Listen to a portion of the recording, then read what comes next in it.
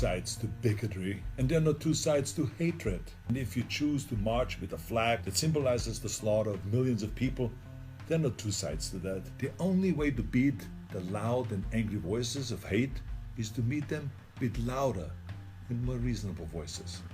And that includes you, President Trump. In fact, as president of this great country, you have a moral responsibility to send an unequivocal message that you won't stand for hate and racism.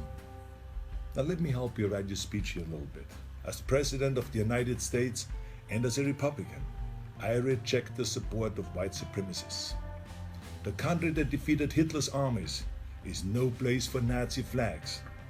The party of Lincoln won't stand with those who carry the battle flag of the failed Confederacy. Was that difficult? You see, I told you. I have a message to the neo-Nazis and to the white nationalists and to the neo-Confederates. Let me be just as blunt as possible. Your heroes are losers. You're supporting a lost cause. And believe me, I know the original Nazis. I was born in Austria in 1947, shortly after the Second World War. And growing up, I was surrounded by broken men who came home from the war filled with shrapnels and guilt. Men who were misled into a losing ideology.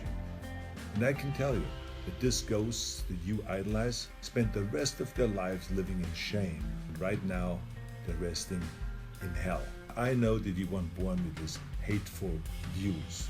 No one is. But the truth is, it's never too late to make the choices, to learn and to evolve, and to understand that all human beings have equal value. If you say, Arnold, hey, I was just at the march, don't call me a Nazi, I have nothing to do with Nazis at all. Let me help you. Don't hang around people who carry Nazi flags, give Nazi salutes, or shout Nazi slogans. Go home. Or better yet, tell them that they are wrong to celebrate an ideology that murdered millions of people. And then go home. You're so lucky to live in a country that gives you every right to say horrible things. But think about how you could actually use that power for something good. Those of you who have been silent, you must also evolve.